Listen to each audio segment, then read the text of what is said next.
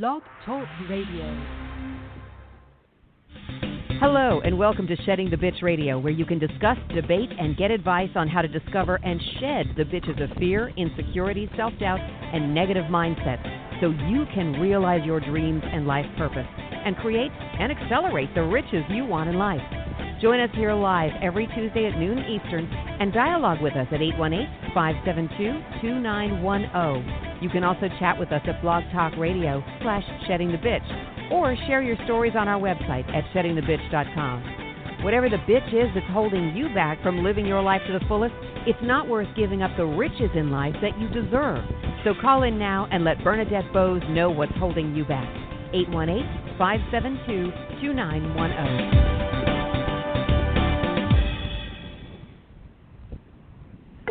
Good day, everyone. And for those of us in the United States, happy Independence Week. We kicked off July 1st yesterday, which means that in a few days we all get a nice long weekend for Independence Day on July 4th. Now, I love when holidays fall like a Wednesday or a Thursday. Because even if you do have to work, so for many of us, like Deborah of Parker House Virtual Services, and we work for ourselves, and we have to work in order to eat. So we may choose to take some time off, but you most likely will find us doing something to move our business forward. And I will say that on Friday at some point I will be working, but it still kind of sets itself up for a nice, quiet, long weekend, being that it starts really tomorrow, because I know a lot of people shutting down early, and there are fireworks going on tomorrow night and festivities and festivals and whatnot. And then Thursday's the big day. And we have, for many of you who have been listening to the program, every 4th of July is our peach race, our Peachtree Road Race. And we get 60,000 people from around the world to come in and fill up our streets, but also run down a 10-mile stretch of the city. And it's very exciting, and I'll be out there with Coco, my puppy, and we'll be cheering everybody on. I haven't raced it in a few years. Then Friday, a lot of people might go back to work, but at the same time, it's a lot quieter. The phones aren't ringing as much. There aren't as many people if you do go into an office. So it is a nice long weekend. So please, everyone who are celebrating it, have a very safe but fun-filled long weekend. And for those of you just celebrating life, it's July, which brings us to our conversation for today. It is our Ask Bernadette episode. We do this the first Tuesday of every month, and you have an opportunity to share with us your questions, stories, and challenges all through the month regularly, and I answer them immediately when I get them, and then I bring them right here onto the program the first Tuesday of every month to drill into them even further, and you have an opportunity to call in and actually contribute to the conversation about maybe your specific question or someone else's question that we're discussing, if you should choose to. And you can always call 1-818-572-2910 to talk to me directly throughout the live broadcast. And then, obviously, you can download us and take us with you on Apple Podcasts, on iTunes, on Blog Talk Radio, as well as SheddingTheBitch.com. So you have a lot of opportunities to reach out to Deborah and I to get your questions answered. And if you're having a challenge, let us help you. And so that's what we are doing today. And so our date being that it's July 2nd, it's also setting up for the fact that we finished the first half of the year and we're about to go into the second half of the year. Now, we're not talking goals today, which we typically would in setting you up for the second half of the year. We're going to talk about that next week. But we do have a couple of discussions today. And I mentioned, I believe it was last week or an earlier episode about performance reviews. And it's come up again. And it's not only because I'm sitting outside. I took you on the road with me today. I'm sitting outside a client's office because I have back-to-back meetings regarding performance reviews of my clients, and then also of some other folks they are talking to me about. And yet one of my clients, actually, she and I are going to be having a conversation about the review, but more so in the way of marketing and advocating for herself. So that's one of our discussions for today. We're also going to be discussing how to compete effectively, and that's not necessarily in the workforce, but you can still use the tips that I discussed with a young gentleman when it came to sports. And then our last question came up to me a couple of weeks ago, since the last time we talked on our Ask Bernadette episode. And though we were talking business, she then recognized that her personal life, specifically the fact that she's married, he's divorced, he has an ex-wife and kids, and it is challenging her and creating some struggle for her, which is obviously impacting her work performance. So she wanted to see if I would have any input on that, even though she knows I'm not a divorce lawyer or divorce expert. I haven't even been married. But as we always talk about here, life is just a series of communications and relationships, and certainly we know about that. So those are our topics for today. But again, if you do have your own question, story, or challenge you want to share, don't hesitate to call 1-818-572-2910. Deborah's out there manning the board, and also our Twitter and Facebook. And, of course, you can always go to either one of those pages as well and pose your question. All right. Let's see what else. We're going to dive into the first question before we even take a break, and that's going to be about competition. I had mentioned to you several weeks back that I had competed in a pickleball tournament with a young man, 14 years old. He reached out to me. He wanted to play mixed doubles, and he has the confidence in himself and the guts to pick up the phone or email, actually it was, and ask me, a much older individual, and ask, and acknowledge he wanted to play a mixed doubles in this big, large national event here in Atlanta. He even wanted to, we have I'm outside and we have a train running behind us. He even wanted to not only play in this nationals, but he wanted to kind of cross all the areas, singles, doubles, and then mixed doubles. So that was the reason for him reaching out to me. I am going to, forgive me, I'm going to roll up these windows and get some of this noise from behind. And Deborah, you can keep me informed as to how loud it is getting, or it has gotten.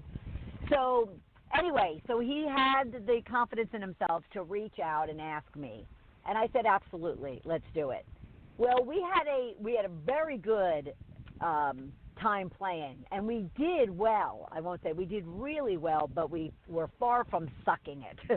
Well, I mentioned to you that on a previous episode that he had walked away and he was very upset that he didn't win. He's not accustomed to losing. He is an all-around athlete, and he typically does very well. But he was very upset and really being hard on himself in regards to losing. So I kind of, I did what I could to console him and coach him and let him know that he's only 14. He only just started playing like 4 months ago. He actually should give himself cred for even signing up to play in a competition that's national, that's on a really big stage that has professional athletes at it, as well as I'll call them beginners, although I'd never like to say that, because if you get on court or go out and start doing something, even though you are new and inexperienced, that is one big piece of cred that you deserve. So anyway, so I did what I could. Well, the question came up and got enhanced this morning when I was watching a recap of the Wimbledon show. The Wimbledon tennis match that's been going on. So let me remind the question. So he asked me, okay, so what do I need to do differently in order to win?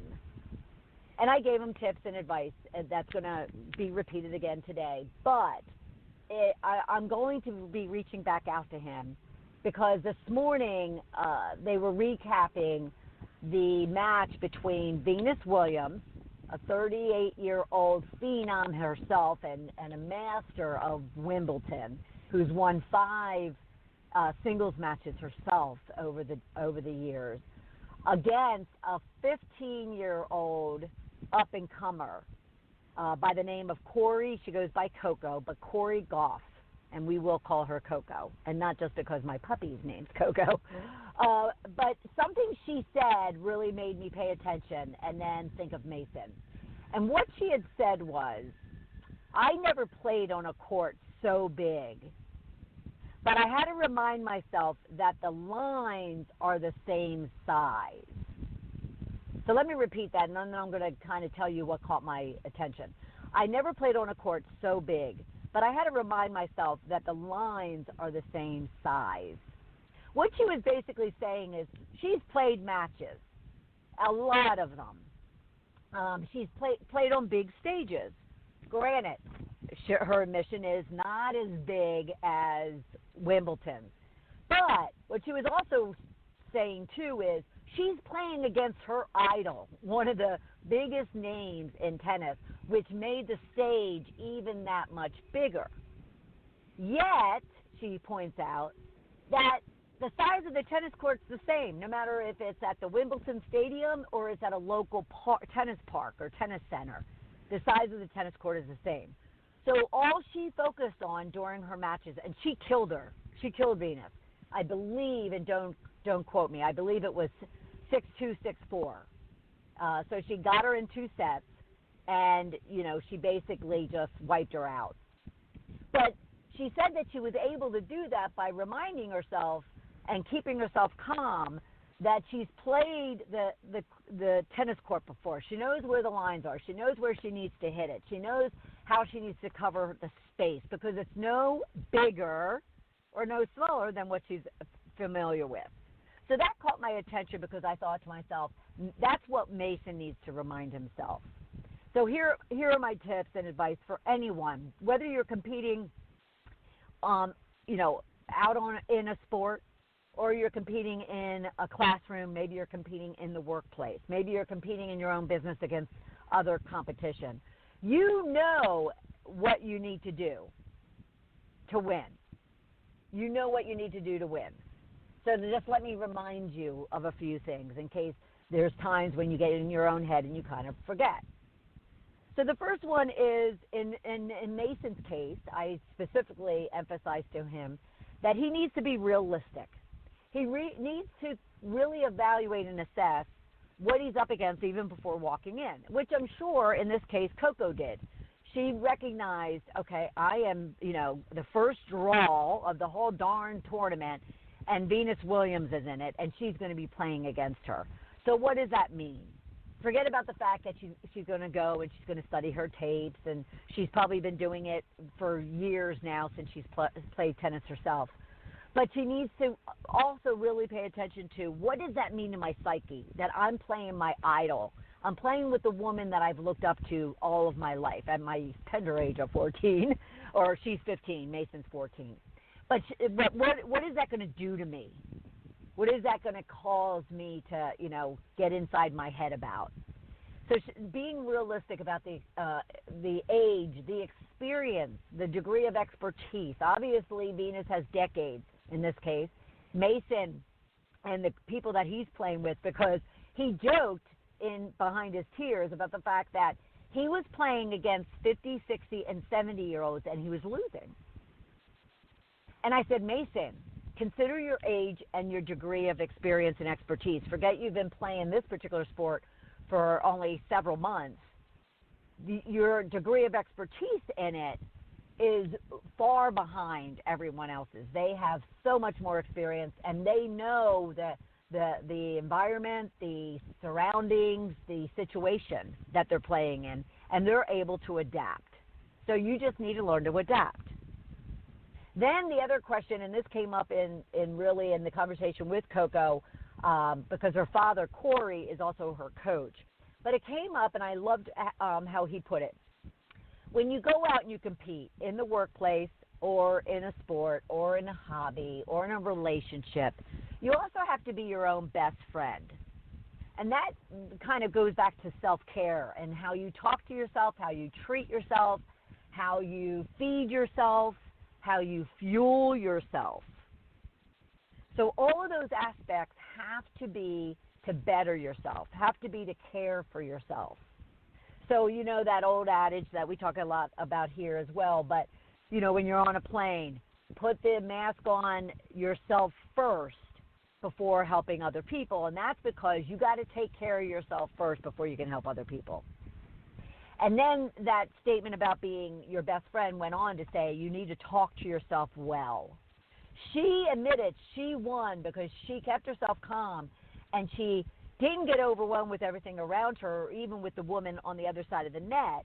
It was more so that she just reminded herself over and over again, with every stroke, with every miss, with every slam or ace, she just kept reminding herself that she knows what she's doing. She has the skills, she has the talent, she has the will, she has the determination, she has the persistence, she has what it takes to win.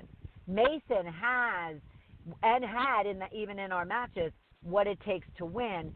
And it's a matter of whether or not you put all those things together to have the outcome what you want it to be. Which brings me to the next thing. And Mason certainly does this, and obviously Coco does, and Venus, and any elite athlete or elite leader in business. They set goals. They pursue those goals. They take action on those goals. They assess those goals and the actions they're taking. They track it. They measure it. They adjust it. They do everything that's needed in order to get to the end goal. They do the work. And this is the key thing. I didn't have to mention it to Mason, even at his young age of 14, in the various sports that he plays. He does the work. But whether you're 14 or you're 74, we often have to be reminded we have to do the work if we want to succeed. We can't just sit on our couch or sit on our ass or sit on our blessings or sit on our, all the things that we have in life, maybe the expectations we have of parents, of friends, of the connections we have. We can't sit on our laurels. That's what I was looking for. We have to do the work. No one succeeds by being pulled forward doing nothing. Now, people move forward and get pulled forward by doing nothing, and we all probably can point to someone or some situation where that's occurred. But trust me, you have to do the work. And sooner or later, those connections, those blessings, those laurels are not going to get you where you want to go. And then lastly, when it comes to this, you have to show up. And what I mean by that is this is where I gave the biggest kudos to Mason, because I've seen grown adults, seasoned adults, mature, let's say even old adults, where they've done the work, they've set the goals, they talk to themselves well, they care for themselves well, they're realistic about the situation or the experience that they're having, yet they don't show up. And what I mean by that is women, for instance, who don't put themselves at the table. You walk into a boardroom, and boardrooms are made up of certain levels of individuals, certain titles, let's call them. So VPs and C-levels, VPs, SVPs, C-levels. And there is somebody in that room who's finding themselves more comfortable sitting on the wall than sitting at the table. Because even as successful and as much money and the big titles that they have, they still question, they still doubt, they still think they're a fraud. They don't show up. Showing up means, in Mason's case, signing up and putting himself in a tournament, a national tournament, after only playing for 4 months. It means picking up the phone and calling someone like myself and asking, would you mind playing with a 14-year-old? It's showing up, in Coco's case, of putting herself on a stage such as Wimbledon. And it was funny because I just read shortly before getting onto this call that not only did she show up, but she was taking exams. She's in college. She was she must be in high school. She was taking exams during the first round practices and playoffs. So that means over the weekend. She didn't go to school. She skipped school yesterday, Monday, didn't tell her teachers. And her teachers only found out why she wasn't in school when they turned on the TV and probably the news, and they saw that she was playing Wimbledon against Venus Williams. You have to show up in life. Whether you're in your own business, you work for a company, you're an athlete, you're an entertainer, you have to show up. You have to do it. Friends of mine were impressed by me, and in all, so they say, when they came to my improv showcase last month. They were like, I don't know how you do that. I wouldn't have the guts or the balls to do that. You have to have the guts and the balls to do whatever it is that you want to do, that you want to succeed in. If you want something, I'm not looking to be some improv comedian or improv actor or some, big star. So even in my case, it was a very safe decision to make, in my eyes, to show up. Because there's nothing really huge on the back end of this that I wanted to achieve other than showing up and learning it. Because maybe it can apply to my writing. So think about if you were to set the goals, do the work, and show up at the big, big, big stadiums or big stages or big conference rooms, what you could achieve. So that's what I want to leave you with when it comes to, how do you win? You win by doing all of those things. All right, we're going to take a break. When we come back, we're going to get into the conversation about it is July 2nd, and it's time for performance reviews, but we're going to take a different slant than what we've talked about in the past. So we will be right back. You are listening to Shedding the Bitch Radio with Bernadette Bose. We are inspiring individuals around the globe to discover, confront, and shed their bitches of fear, insecurity, and negativity so they can create the riches in their career, business, and life they deserve. Be sure to check out Bernadette's book, Shedding the Corporate Bitch, Shifting from Bitch to Rich in Life and Business, available on Amazon and sheddingthebitch.com. We also want to thank our sponsors, North Georgia Tax Solutions, who offers a broad range of tax services for small to corporate-sized clients. Go to ngtaxsolutions.com to learn more. And Parker House Virtual Services, who provides virtual assistance and social media support for small to medium-sized businesses. Email Deborah Parker at deborahparker.va@gmail.com for more information. To become a sponsor or advertiser on our program, email us at mediarelations@sheddingthebitch.com. Shedding the Bitch Radio airs every Tuesday at noon Eastern Time. Be sure to go to blogtalkradio.com/Shedding the Bitch Radio and follow the program for all of the updates and announcements of our guests and show topics. Now let's return to Bernadette and Shedding the Bitch Radio.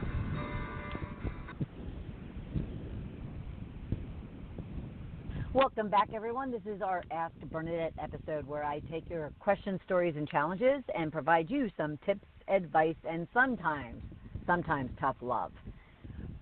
In our second question, and what we talked about at the top of the hour, it is July 2nd, which means it is mid-year. 6 months are gone. We have 6 months ahead of ourselves. A lot of times I get tons of questions this time of year, and I have, in regards to goals and setting goals. We're going to save that for next week's episode or even a later episode, because today I was really pleased and proud over the last several weeks that, within my client base, a good majority of them were already proactively, they'd been working on it, all year long, but they were ready for their mid-year performance reviews, and actually majority of them are this week. Actually, one started on Friday, and I have a lot of meetings and calls this week, and I mentioned sitting outside of a client's building for several back-to-backs today in regards to their reviews, the actual review itself. But one thing had come up in regards to the reviews that I don't know that we talk a lot about. We've talked in the past of how you definitely prepare for a review. But one thing jarred my thought process for one of my clients when I was actually giving her feedback on her self-assessed review. And I'm sure a lot of you deal with it. I won't say struggle with it because you may not even realize you're doing it. And that's why I thought this was an important question that she had asked me to share with all of you. And that's really what is the most effective way in documenting, let alone presenting the review. That might sound kind of weird or strange because you have your goals, and they're probably pre-printed on a document from HR if you are in a corporate or a size of a company that handles the performance review process very standardized. So your goals are probably written out, and you're just replying to each one of those stated goals. That's typically what I see 99% of the time. And so people respond. So say, for instance, the goals were, and you have very quantifiable goals, they were revenue, gross profit, number of new clients, number of leads. Maybe it's EBITDA if you're in more of a financial role. Maybe it's number of visits, number of calls, hours spent, working with clients, so forth and so on. Billable hours, because a lot of people are services individuals, and they go by billable hours. So typically what I see is that people have these goals, and then they respond simply by giving those numbers, giving those facts and figures. And then there might be a goal around, developing their skill in a particular function or technique or tool. And they reply that, yes, they've taken classes and all this kind of good stuff. What they fail to, or overlook, to realize is that these performance reviews are tools. They're marketing tools that you can use to position and advocate, which we'll talk about more in a second, to position and advocate yourself, position and advocate yourself for a raise or a bonus, maybe a promotion or a new job assignment, project. They should be positioned in such a way of making not an argument, but setting yourself up to then have the big ask at the very end. A lot of employees just think, and because it's true in a lot of too many sadly companies where the expectation is, they only hand out 1% to 2%, and it's very standard across the board, and it's not going to be any different this time. And I always say to them, why not? If it's not, it's because you're not building a case and advocating for yourself. So I want to talk to you about marketing, advocating, and building a case for yourself. And then I'm going to actually give you some specific feedback. I'm going to read verbatim what I had given to one of my clients, of which it's typical generic feedback that I give as it pertains to how do you write and then present your performance. And then I'm going to talk to you about the one thing a lot of people don't do when it comes to their performance review discussion. And we'll talk about that.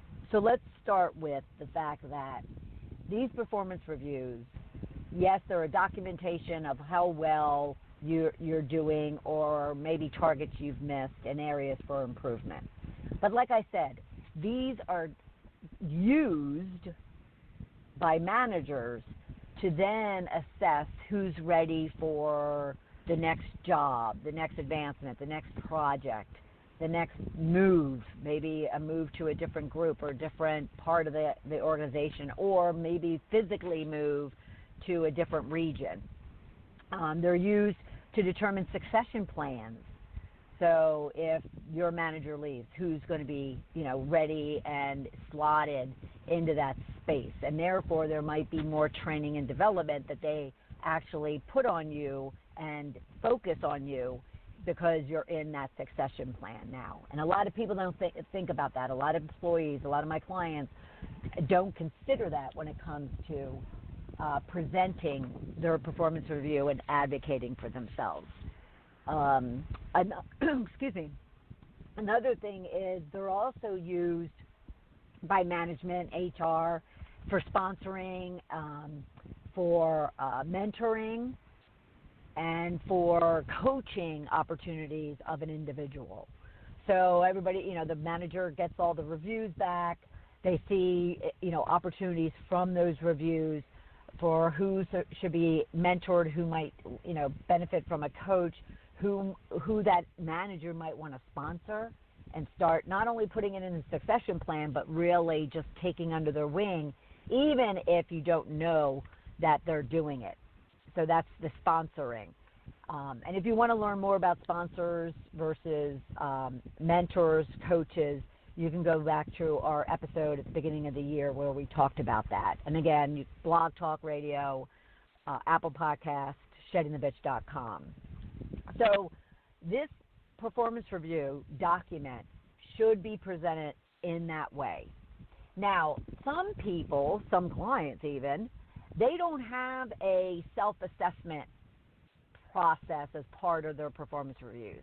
What I mean by that is a lot of companies allow you to first measure yourself, provide your feedback and your input. Then the manager adds to it. And then when you meet and discuss it, it's to, discuss the overlaps, the things of agreement, and then discuss the inconsistencies or the differences between your assessment and their assessment, and then to come up with an agreed-upon plan between the two of you. Some companies don't do that. The manager fills out a form, and a lot of times it's by force, not by desire at all, and then that performance review is given to the employee. Sometimes it's even just passed to the employee and it's never discussed. So what I have to say in that regard is it is up to you to make the performance review process benefit you. So if you don't have a formal self-assessment process, then you need to be doing it yourself, meaning at the beginning of the year you're giving your goals and or you're contributing to those goals. Say you weren't asked for goals, they just pass them down to you. You then need to be meeting with your boss and setting your goals, discussing what it is that you want to achieve, getting expectations, all that kind of good stuff. Then you should be tracking and assessing yourself throughout the period. So in this case, 6 months, some cases the year, some cases quarterly. And then using that information back into your review and discussion with your boss. Now, your company document may not provide for that, but that doesn't matter. You can write it up yourself and sit down, discuss it with your boss, and have them and ask them to add it as an addendum to your performance review. And if they don't even agree with that, you can then take it up if you want to with HR. But I have never found where a manager pushes really hard on that unless they're really, really lazy. And then what I would say to that is make their job easier and just simply say, well, then let me do it for you and I'll pass it forward. I'll pass it on now that I have your input. But bottom line is you take responsibility for it. So it's a marketing tool, and the way it needs to be written and presented is that you're advocating for yourself. Now, this got triggered again this morning, too, because I was listening to an interview with a representative from Refinery 29. So if you wanted to Google Refinery 29, and they were talking about how women don't negotiate for raises. But one thing that she said really caught my attention, and that was this whole advocacy. The fact that women will fight tooth and nail for other people. They will defend, they will fight, they will advocate, they will do whatever it takes to take care of somebody else.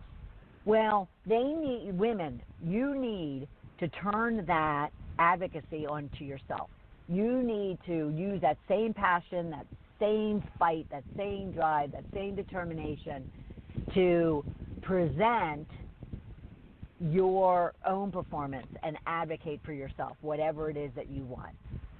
But that brings me to the one positioning and posturing of your reviews that we talk about here, and I want to reiterate it, and that is building your case. I often call it a business case, but because it is like building a business case. If you ever had to put together a business use case, they're called, or user case, this is a you case that you're building, and it's emphasizing, not only your goals and your metrics, your results, your facts and your figures, but it's also wrapping a lot of other less quantifiable things around it. So, for instance, let me tell you specifically, I'm going to read from an email that I specifically sent back to one of my clients regarding her own self-assessment, because my clients typically want me to review what they're about to submit.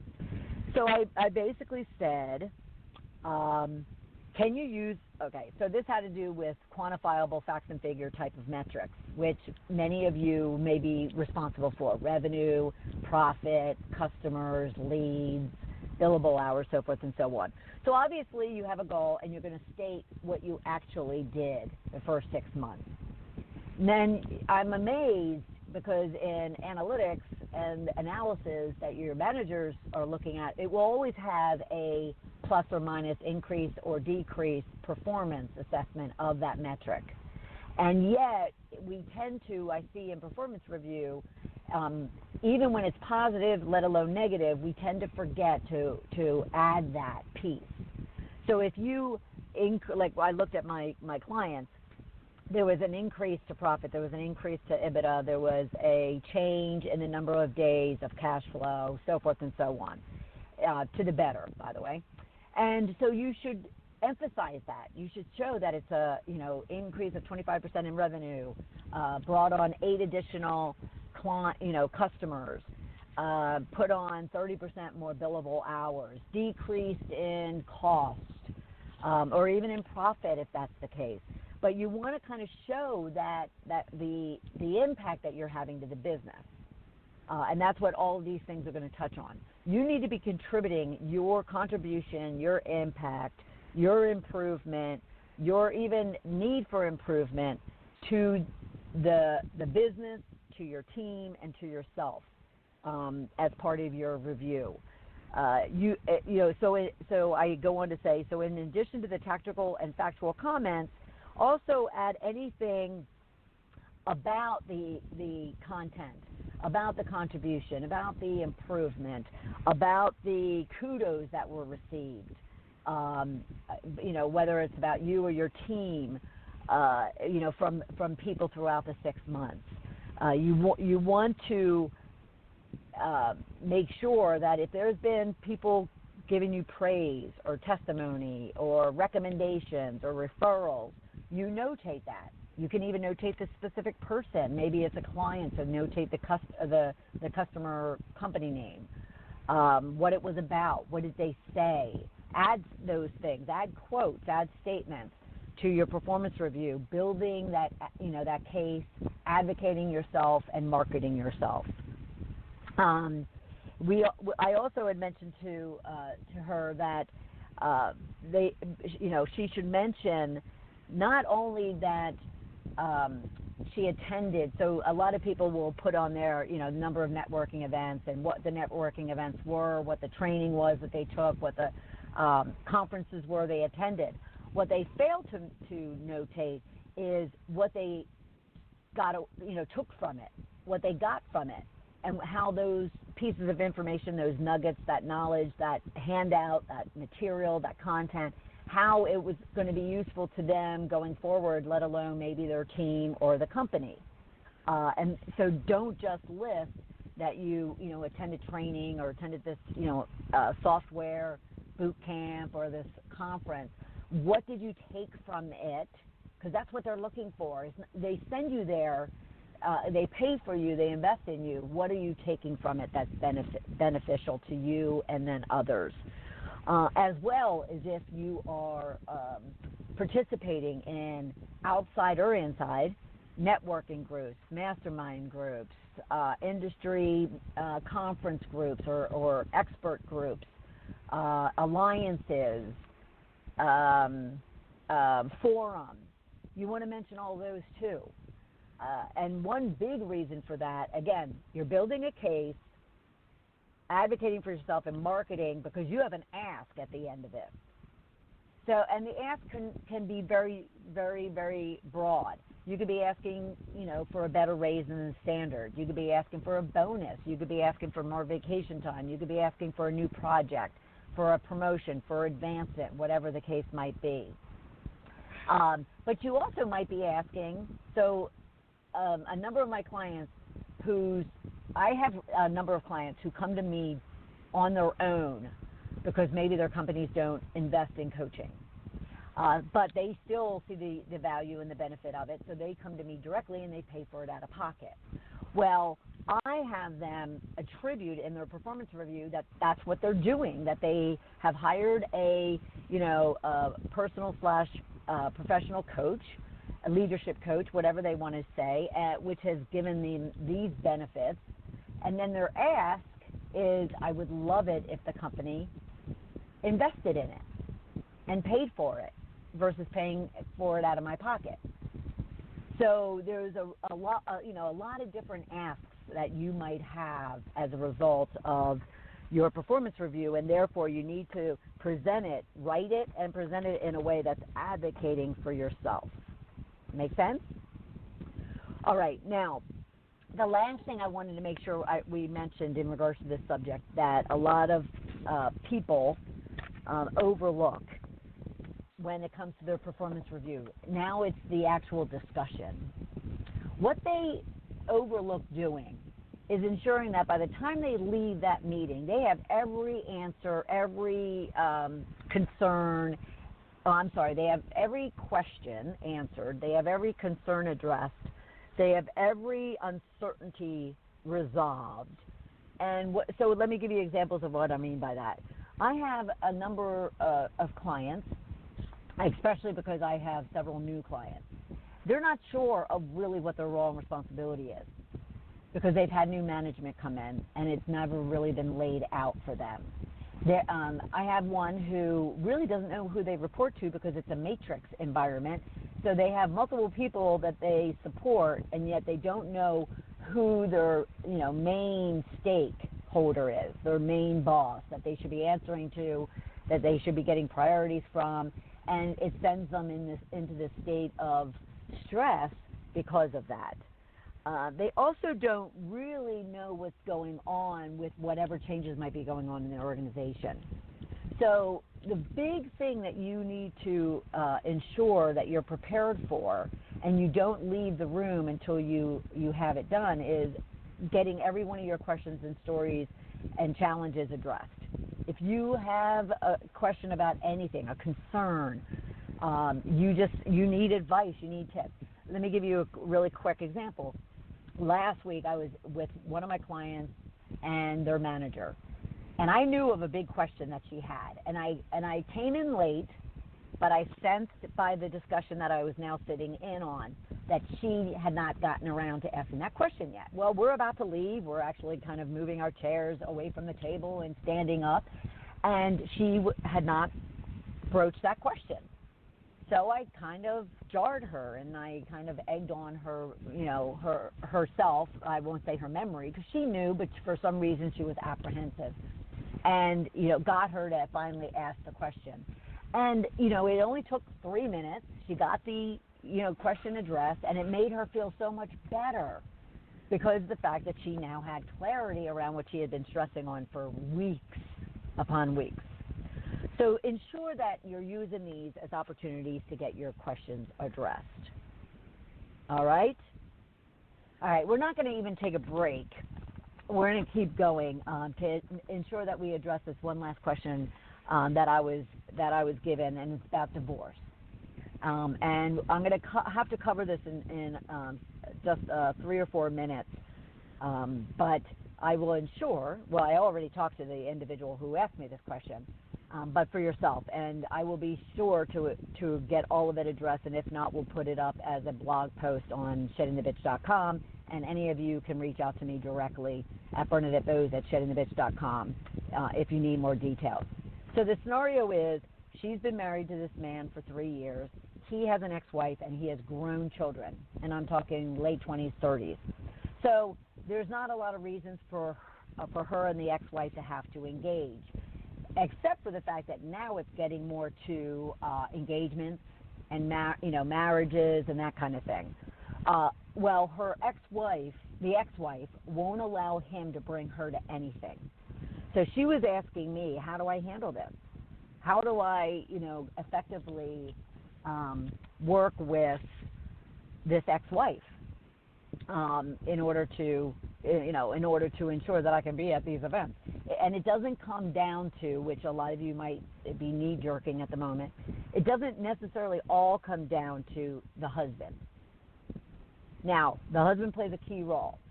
So you and your husband need to have, a very clear, a very detailed, a very deep discussion in regards to what it is that you're looking for, how it makes you feel, the impact that it has on you, and your desire to be part of these things, whatever they are. Now, fortunately, she's not dealing with younger children. So she's not dealing with, young kids who are staying over the weekends. So we're not going to get into all that on this particular call, but I would have some insights on that as well. So the two of them first need to set, expectations and set those boundaries and set those, ideas. And she needs to really understand where the husband's head's at when it comes to dealing with the ex-wife and how he's going to go about doing that. Then they need to have a discussion with the ex-wife. And I would suggest that it's not just the husband, but it's the husband and the two wives, one ex-wife, and have a discussion and make it very clear as to what, how this threesome relationship is going to take place and what's going to be allowed and not allowed. But I did suggest to her, but there's some give and takes. You don't want to, fight everything. Don't fight the small stuff. I don't know what those are. She really didn't have any to share with me, but don't fight the really small stuff because it's just not worth it. Fight for the big stuff, the things that really matter. Now, again, it's going to be very different when you have young children in the house, and it comes to the fact that the children are in the house, and therefore the new wife has to be able to set boundaries, and they have to be the partner. Partners, I'll call them, not the mom and dad, but they have to be the partners in that child rearing.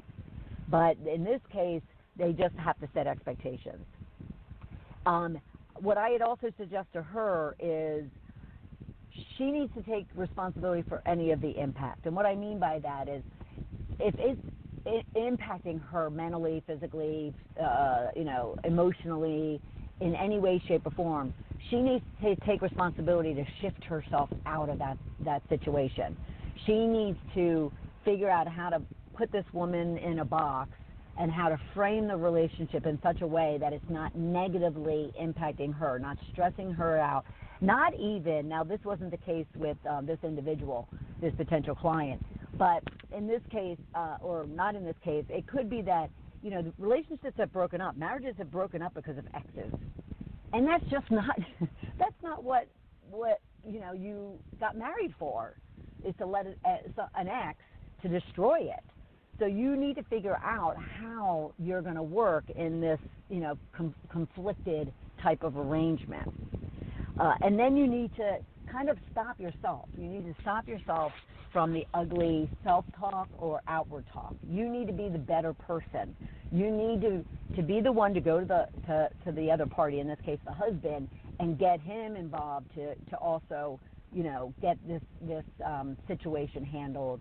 At the same time, you need to ensure that you're not being the ugly one in the match. Let them be the ugly one. You be the bigger one, the better one, the more mature and the more supportive one, especially even if there are 20-something, 30-something, year-old children, let alone young ones. And you just need to find ways that you can manage that relationship and make it work for everyone. All right?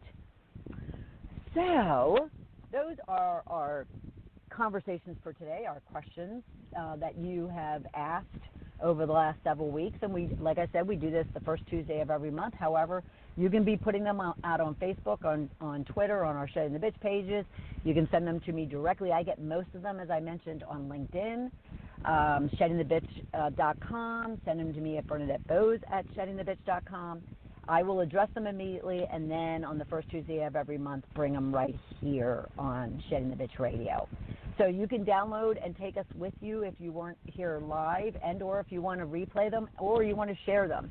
You can download them on Apple Podcasts, iTunes, Blog Talk Radio, or sheddingthebitch.com. So for everybody here, I want to wish you a great week. For those in the U.S., I want to wish you a happy, safe, and fun 4th of July, and I will talk to you right here next week at noon Eastern Time. Have a great week, everyone. Thank you for listening to Shedding the Bitch Radio with Bernadette Bose. Join Bernadette every Tuesday at noon Eastern as she helps you shift your bitches to riches. And the dialogue is always going on at sheddingthebitch.com. See you next week.